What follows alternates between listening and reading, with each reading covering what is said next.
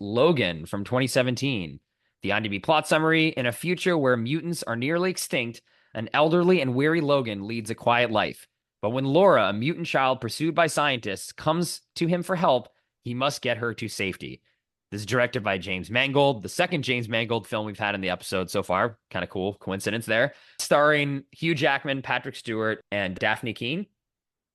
So this was the final Wolverine movie that Hugh Jackman did, and I had to put this as my masterpiece for him. Again, like I mentioned, I associate him so much just with the Wolverine character, and this I think was the culmination of several different movies, several different performances. Over at this point, it had been 17 years of inhabiting this character.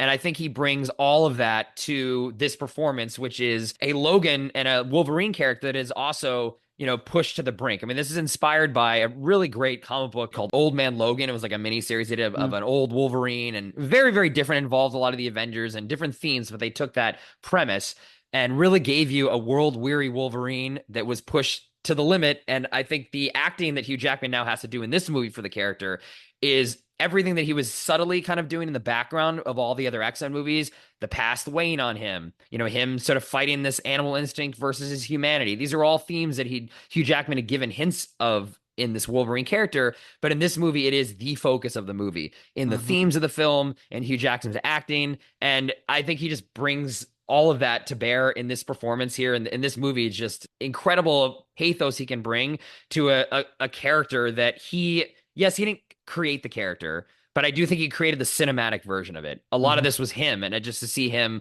put it as all in this film, I had to put this as masterpiece. We'll talk more about the film in a bit, but just curious on your thoughts on Hugh Jackman in this movie, or what your experience was like seeing Logan. I'm sure you saw it when it came out. Yeah, I mean, this is definitely the culmination, as we've been sort of hinting at the entire episode, of Wolverine character, but also his journey with him. Obviously, he's back now in this new movie, but yeah, I remember kind of watching this the first time and just feeling the weight that he'd been carrying for all these years, like really been sort of splurged all out on the Mm-hmm. screen, on in the dirt, if you will, and it feels really earned. And it's not just in the dialogue delivery or his walk, or the expressions on his face.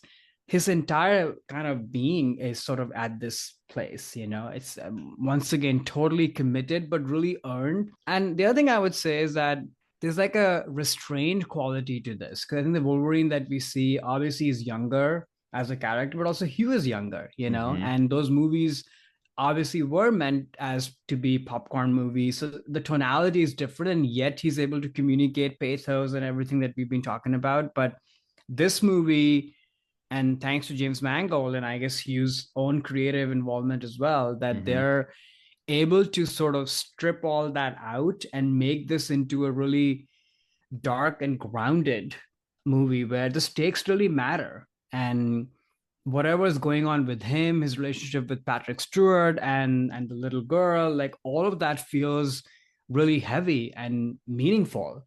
But again, none of it would make sense if it were not him at the center of it, because Mm-hmm. he's amazing in the movie in an absolute sense, but then also is carrying the weight of all the previous movies that we've seen him do. And that's pretty genius, right? Like, we mock multiversal or sequel storytelling because usually it's done badly. But I Mm-hmm. think it's really, if an actor can do this in a good way with that kind of commitment, it shows the fruits of it. And I think this is like a great example of that. It's a character study. I think that's what it Yeah. comes down to. Yeah. The Logan character and what he's dealt with and what he is still dealing with, and how he deals with the challenges in this movie of having a clone who's basically his daughter. I mean, it's a clone of him, Hmm. but it's essentially a daughter. How he deals with Professor X in this movie too, who kill the X-Men essentially. They hint at that. So he's Yeah, sort of protecting and acting as a caregiver to this old man who's going through dementia. I mean, Patrick Stewart also, I just want to call it, his it's performance in this amazing movie in is this. incredible. How he can do this version of a Professor X who is racked with guilt but doesn't realize it because he's old. And the last speech he gives to Logan is just, even though it's actually not Logan, it's a clone of him, which is sad that he gives this heartfelt speech even though it's not actually Wolverine hearing it, where he finally just accepts his past and his mistake and feels almost just like, I'm ready to die now because I've accepted what the horrible thing that I did, because maybe he couldn't control his powers anymore because he's old. They don't really kind of get into Hmm. that, but I love that that performance. But it does all come back to Jackman, and I think the structure of this movie too, with the girl and him having to protect the girl, harkens all the way back to the first X-Men. This, the lone Right. wolf and cub dynamic that he had with Rogue is taken even to the extent here. And I'm just a sucker for the lone wolf and cub type stories. I love, a jaded old man having to take care of a kid. I just always love those types of Mhm. stories. And I think this is a fitting end to the Wolverine character in these films, of having that be like the final thing that he does. When Logan is dying and he says to her, "Don't be who they made you." I mean, that's a lesson that he learned over these 17 years, and he's imparting on to his child as he dies. I think is Right. just so powerful and touching, and I just love that moment and this film. Which again, the film I think is brilliant too. The themes of Logan fighting with his past, and then actually fighting with a version of him that is a younger version, that is the more Hmm. animalistic version of Wolverine, is a great way to bring the theme into the action set piece. I think that was terrific. And yeah, the audience, they treat the audience with respect too. They don't spell out what's going on. It's like, why is Wolverine Right. losing his powers? They never really tell you what really happened to the X-Men. They never really tell you what really happened to all the mutants. They don't really tell you. And I like that it's great world building of like, yeah, this stuff happened. We're not gonna talk about it, but we're put enough in the background, you sort of get the situation, and then you can just make it about the characters and not about the plot and the world, and like Right. make it all these political statements, which the other X-Men movies were, which I love them for that. And a lot of that credit is also due to Stan Lee in terms of the creation of these characters. But this movie isn't really about that. It's about the character. Right. And I Exactly. just fantastic.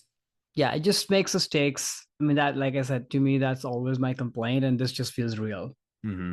and feels earned. I will say though, well, I felt it the first time I watched it, and also this time, which is that in one way, I'm happy that the violence of it is so real and the stakes feel high because of it. At the same time, it is pretty painful to watch, which I Hmm. know is the point, but I don't know. Anytime children are involved in movies and that sort of violence is taking place, it's just not my favorite thing to watch. It obviously makes sense in the context of the story that they're telling and in the movie, but this is why this movie is not a rewatchable for me. It would be if it were not for that, because the rest of it is such a brilliant character study, like we've been saying. And, he's amazing, and all his interactions are amazing. The world building is amazing. The movie looks really great and feels really sort of tactile and not sort of, CGI bloat or any of that. But the child stuff, even though Daphne Keane, the actress, like her performance is amazing, it's a lot to Mm. take I, in. I see. Yeah, the X-23 fighting, that piece was just a little hard. Yeah, I hear in that. I tend to like those movies where kids do that stuff, so it works for me. But I totally get why that isn't something that is easy to see on screen. Though the violence too, which is hard to remember this because it's been so long since this movie came out, was also new for Wolverine. This is the first R-rated Wolverine Right. movie, and something that we've been waiting for as fans for a long time, to see him really, cut people up and see the blood. And I mean, obviously, Deadpool and Wolverine was that taken to like the next level, which is much Yeah. more like accurate in terms of the comics. There's how much violence and blood there is in the comic book.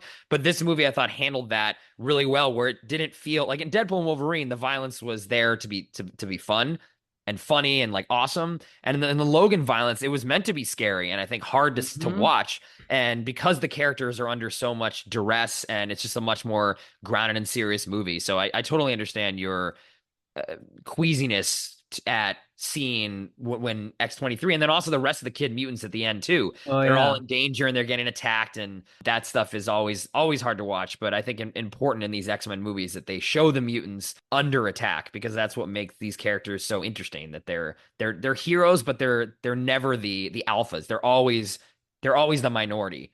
And I think Right. this movie does a good job in that too. And also shout out to this movie, breaking ground, I think, in killing Wolverine at the end. Something Yeah. that at the time was, I didn't really know whether they're actually going to do it. The first time I saw the movie, is he actually going to die? And he actually does die. And he's, Hmm. yeah, they brought him back sort of now, but not that version of Wolverine. And after this, they killed James Bond. They killed Iron Man. They killed John Wick. I do give this movie credit to a IP franchise being willing to actually kill the main character of the Right. franchise. And that had not been done, I don't think, to the level that Logan did. So I just want to give Mangold and Hugh Jackman the credit for going there. And I do think it changed the game for IP blockbuster filmmaking.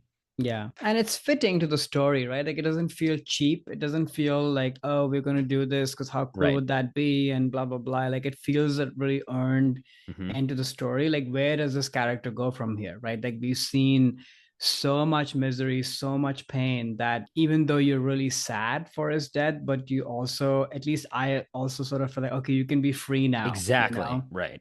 This has been so difficult. Right. And free for Hugh Jackman from this character, maybe too, Also though. that, Obviously, that apparently not, yeah, but apparently not. But I think they handled in a way. I was worried actually with Deadpool and Wolverine they were going to ruin this incredible like final scene and moment and pathos of this movie. But I think they did a good job of not making that the Wolverine that comes back. It's a different Wolverine in Deadpool and Wolverine, but yet they sure. still get to make fun of the this Wolverine by in the opening scene, Deadpool like just basically desecrating his corpse, which I thought was the right way to Oh handle yeah. this. I thought that was a brilliant way to be like, you know what, I have to be Deadpool, so I gotta like make fun of this somehow in a way that is inappropriate and over the top because I have to hide my pain and whatever Deadpool's going through. But they didn't invalidate this movie because this Logan does die, the Logan from Right. the movies that we've seen, and the Logan in that movie, Deadpool and Wolverine, was a different one. So I think they were clever, the writers, in doing that because I was very worried that this movie wouldn't hit me the same way that it did, knowing where that he comes back. But in this rewatch, I still just was crying throughout the whole thing, and then definitely at the end, just always gets me every time. Especially with the Shane quote too, which is one of my favorite movies. Like I'm about to cry again. That I just it's so well handled. Hi there, it's Alex. If you like the review and discussion Karan and I just had, make sure you subscribe to our channel, Movies That Shaped Us, to get full episodes. Every other Wednesday, Karan and I review a new release and then discuss 6 other movies made by that film's actor or director and how they shaped us. Subscribe right now or follow our podcast on Spotify or Apple Podcasts via the link in the description below. Hope you join us for the journey.